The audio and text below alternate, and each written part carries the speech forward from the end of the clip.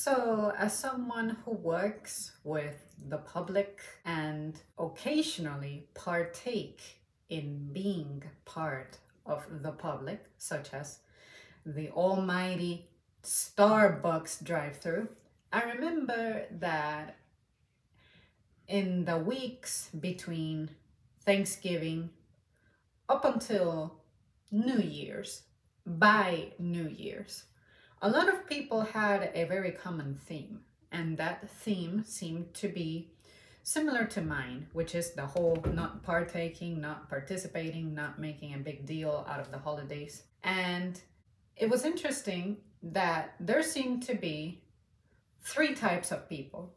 There's the younger people who never host any of these things themselves, and I would imagine it's because when we're all getting started, we don't have resources like that, especially if you're someone who has to get by paycheck to paycheck. And if you're working something like that, entry-level job, you're either supplementing something or this might be your full-time. And there was also the other type of person who was the older person who's like retired and they live either by themselves or with a partner, but this is not the parent of their children, or some of them just don't have children around like that, and they don't go anywhere. They just don't like to leave town. They like to stay low, which is perfect. And then of course there's the person who takes it to another level. This is the host, this is the person bringing people together, this is the person in charge of the festivities, the decoration, the food making, blah blah blah. Something that stood out to me about this is that even on social media, I was observing people who were expressing themselves as non-participants. However, when the moment of truth came, they ended up succumbing to pressure to a certain extent, and they, after I'd see them again, would ask me, so how was your Thanksgiving? And I said, well, I had no plans. I did nothing. I just hung out with mom at home. We ate.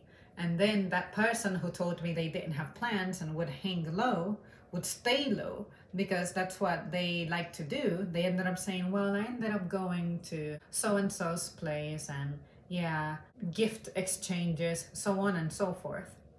And this is not necessarily exclusive to the holidays. This is something that transfers into many other areas of life. I hear people saying that they're not going to succumb to certain pressures, yet you still do it, even if it's just a little bit, because you're genuinely afraid of people's opinions. You are afraid of how people are going to perceive you not showing up, you showing up empty-handed.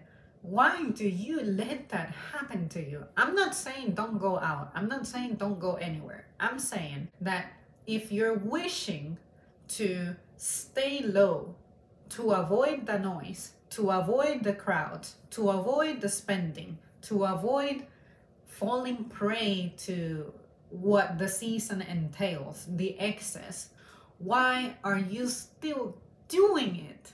And you tell me that the reason you do that is because you still felt the pressure. And I understand, again, the importance of showing up because you want to strengthen bonds, establish connections, and the best way to do that is to participate sometimes. But if you're going to show up, but make your voice heard. You show up and nothing is expected of you. You're not supposed to be expected to bring things. You're not supposed to be expected to bring gifts. It's the polite thing to do. But if you're not in the condition to do it, just don't do it. And if you think that doing that, showing up empty-handed, would mess up the perception that these people have of you, do you think these people really value you for you? Are these people actually being respectful of you for you? That is what I try to illustrate when I say that I am never going to change myself, my thoughts, to please somebody because I want to retain a friendship, retain a connection. If you're genuine, you don't care if I show up wearing pajamas. you won't care that I show up empty-handed. What you do instead as a good host is you would be like, here, come here. I'm inviting you to join us. Have you eaten? Are you hungry? In other words, take that role of being a servant, of being a server. That's just the best thing to do, the best way to be. But if you're just focused on how someone is going to contribute, is that really good for you? Is this the kind of thing you want to hold on to? Is this the kind of friendship that you really need in your life? And that's why I don't have many friendships, because I know that if there's people who talk trash to me about somebody else showing up empty-handed, then I know that I, as someone who doesn't care to participate in these kinds of things, would show up empty-handed, because I actually know how to be true to myself, whether it looks selfish or not. If you're talking trash about them, you're going to talk trash about me. Why would I give you the means to talk trash about me? What that means is you and I don't fit. You and I don't go together. And that's fine. More than likely, I'm going to find more people I am not tight with, because I'm not traditional like that. And I'm actually not afraid of legit living up to my beliefs. And I'm guessing that there are some folks in my squad who can be sort of like that. It's like 50-50. You don't feel completely obliged to be over the top with the event, but you'll still participate in an element of it somewhat. I am saying I participate in 0% of the element. I don't put the food together, I don't bring the gifts, and I barely even bring my presents. That's what I'm saying. The reason I'm mentioning this is for no reason in particular. It's just to share that I'm not as alone in this world as I used to, expressing myself not having plans. 10 years ago, I remember everybody had somewhere to go. Everybody had plans. Everybody was taking something, bringing something, making something. And I was that person who's like, well, I don't have any plans. I'm just going to be home and alone with my mom. And we really don't have anything, and even if we had stuff, we probably wouldn't do anything, because what's the point? And now I had no idea just how much that would be a source of pride, a source of power for me, a source of comfort for me. Like, I am so privileged to live the most simple life in the world. It's not free from problems, it's not free of challenges, but at the very least, I feel like I'm not watching myself losing my mind, losing my soul, my stress levels be high. And there were some people, some customers toward the middle of the holiday season, say that gap between Thanksgiving and Christmas, they were like, I'm just really exhausted this season.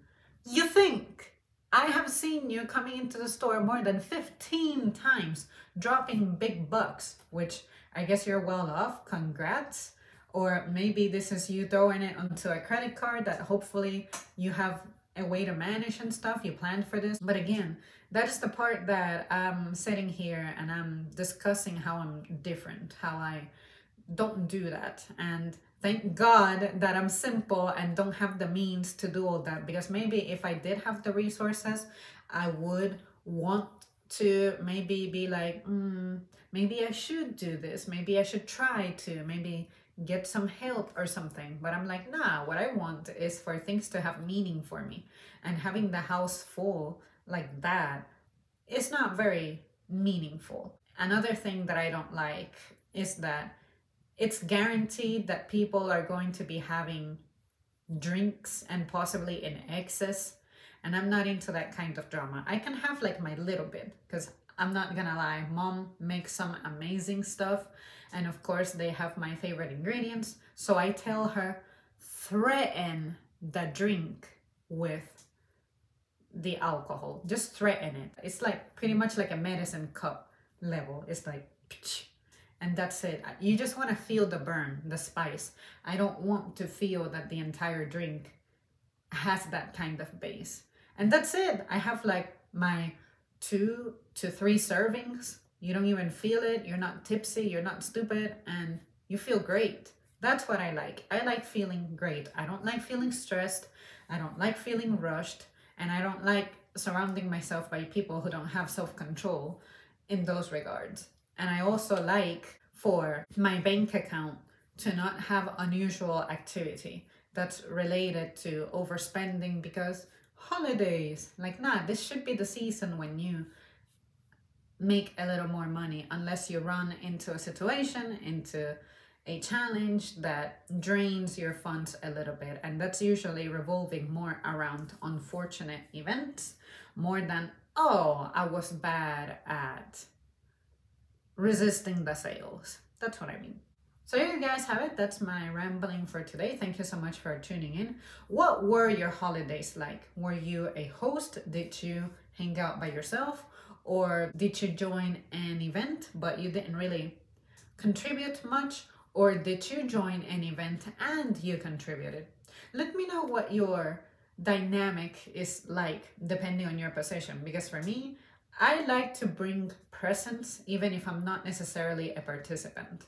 I like to be a participant when the setting is one-on-ones. It's like I just feel when the party is for me and when the party isn't for me. And sometimes I can be surrounded by a group of people who I know, and I'll still be more of the absorber. I'll be more quiet because I feel like there's some things I want to share, but I don't necessarily want to share it with a group.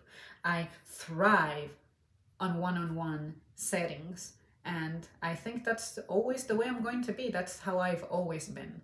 And I think that it's just better for me. It's healthier for me that way. And I just wonder if other people out there have stopped to think about that. Like, are you truly, genuinely suited for group events? Do you try to just excel, or would you prefer a smaller congregation? Do you wish that maybe you had a one-on-one type of thing?